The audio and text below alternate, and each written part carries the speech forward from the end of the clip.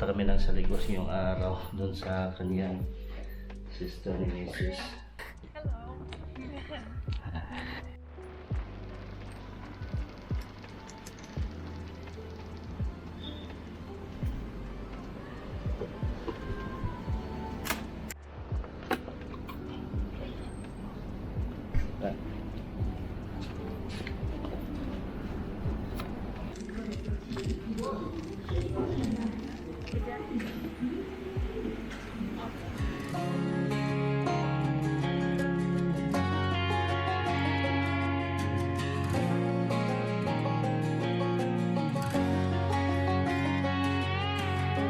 I hear you been asking about me, where I've been and where I sleep.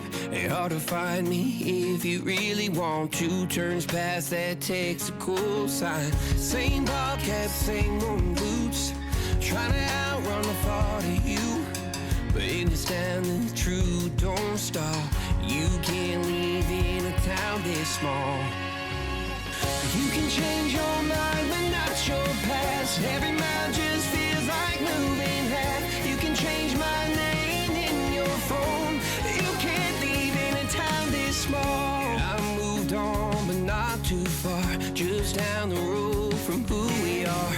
You can change your hair, change your street, but you can't outrun the memories. Nah, I ain't mad, I just laugh sometimes. Уже не надеялись доехать.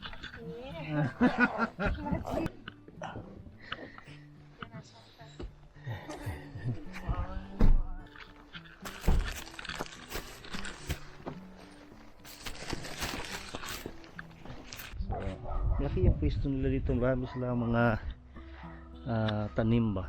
So, sila yung nagbigay sa amin ng apple, cherry, yung mga karaan, yung mga gulay. Pakita ko sa inyo dito yung cherry nila guys. So dito, ito yung cherry na binigay sa amin ngayon kasi next week o next month autumn na. So wala nang prutas. So ito yung garden nila guys. So yan yung pipino nila dito. So, dito naman yung kamatisan. So daming bunga ng kwan guys. So yung apple. Violet yung mga prutas. So ito yung variety na matagal malata. Malaki yung bunga. No?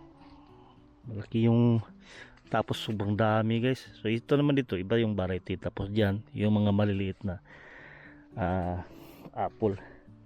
Dito naman si Kitty Kitty.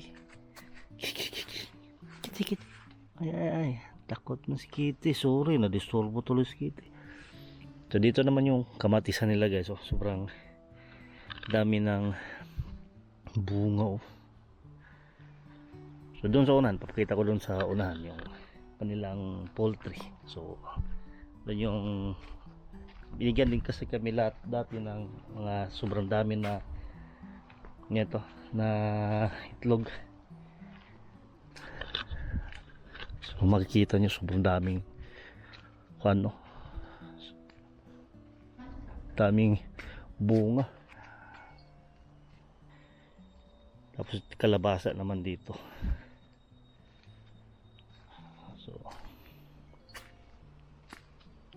meron pang meron pa din cherry dun sa itaas. Kaso nga lang dun sa itaas may mga bunga paunti-unti na lang. Ganito yung buhay probinsya, sobrang tahimik.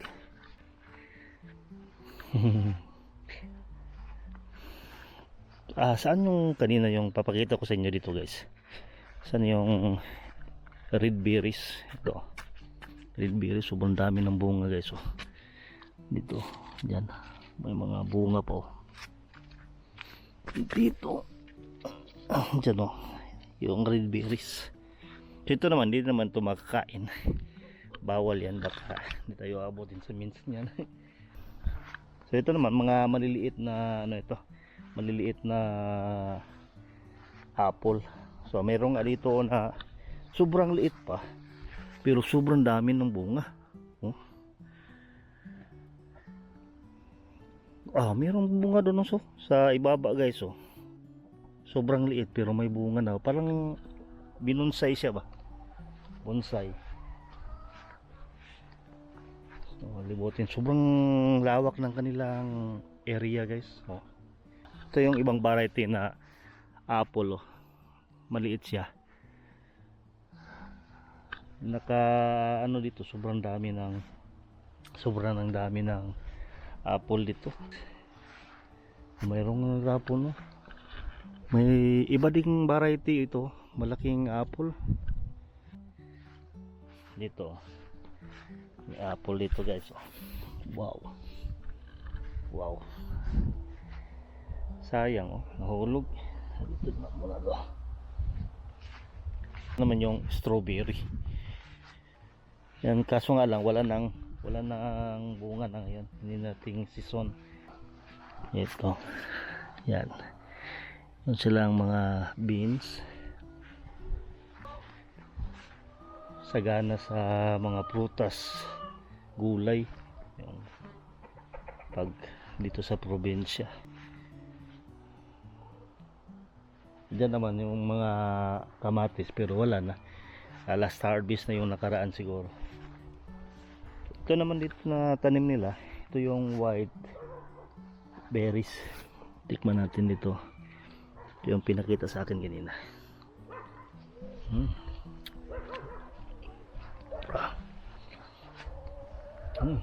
Sobrang dami ng bunga. Diyan guys, sobrang dami ng bunga. Ayan yung mga manukan nila. Sobrang dami ng egg dyan sa loob. Meron sila ditong fish pond, oh. Kaso nga lang nag-dry nung dahil sa tag-init yung summer. 2 weeks to go na lang is so autumn na, taglamig na naman ulit. Husband sa kapatid ni Mrs. Ito yung lugar nila. Sila yung nagbigay sa amin ng sobrang dami ng mga gulay, prutas. Diyan guys, oh. Ito yung blueberries, oh. Maraming bunga, oh. Yan. Yung blueberries naman nung dati sa bahay, yun yung binigay ni mother-in-law ko. Sobrang dami nun, andun pa sa freezer. Diyan, oh. Sobrang dami guys, oh. Wow. Dito po, oh. Sobrang dami ng bunga. Ito, yan, yan, yan. Dun po nakatago guys, oh. Yan, oh. Ang dami ito sa loob, oh. Ito yung park ito sa Staroben, kung saan yung sister ni Mrs. dito, yung husband niya dito nakatira before, pero yung after niyang married, doon sila lumipat sa Polats. So ito yung park guys.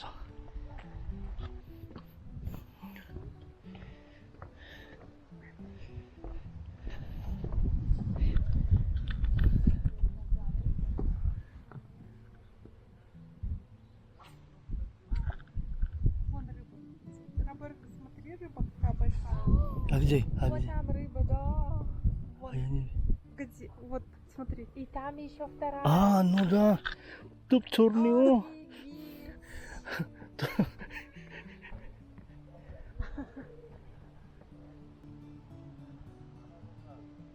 Реально большая. А вот там черный. Я не знаю, этот GT видел или нет. Молодой человек, там есть большой рыба. Большой. Почему? Рыба с черепками. Я понял, да.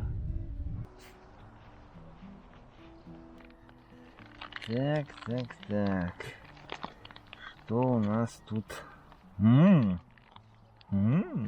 Это... Серьезные куски. Будем сейчас нарезать еще. Окей.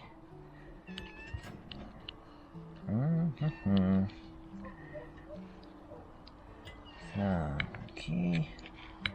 Досточка бы не помешала. Мгм, мгм, мгм. Такое. Вот у нас обычно вот такое мясо, все. Вот Да, такое огромное, да. большое, одинаковое, да. И толстый такой, Да, да, да. вот, огромный, не тонкий. Да, а тут оно все разное, одно толстое, другое тонкое. Да.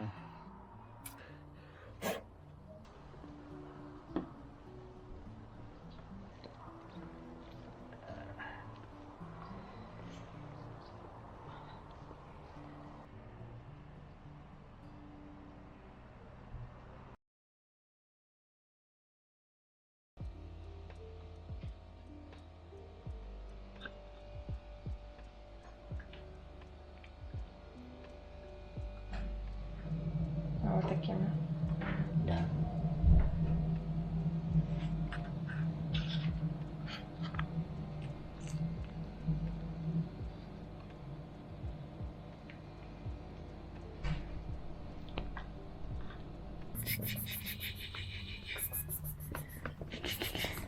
Ой. Pakusa na mama.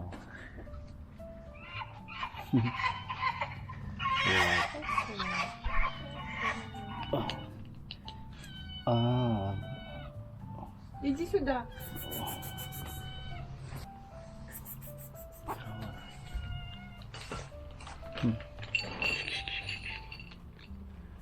Эти не такие громкие.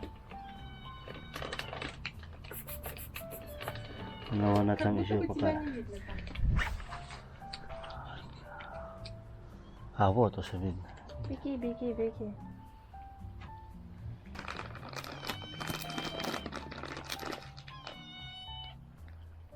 What? Sa? Ah, galod na eh. Ito yung second day namin dito sa Soligorsk. So ngayon yung araw namin na pabalik dun sa Minsk. Busy. Busy sige. Galina. Busy. Классный, да, такой? Да. Релакс. А ты знаешь, как это называется английский это? Дуя. Это kachil. Nasa in Russian guys, kachele. Sa atin naman, this na sa na Philippine, duyan. Duyan. Duyan. Sa kanila is kachele. Kachele. Ibang iba sa Pilipino. Kachele sa Russian, duyan. Duyan na pa-Pilipinski. Na mostly dito sa kanila gumagamit sila ng hydroponic. So mga month of Mayo, April or May, nag-start na silang magtanim ng mga kanilang gulay tulad ng pipino, kamatis. Ulan, dito lang kami ni Mona sa labas. Hindi pa naman patapos na yung ulan, oh.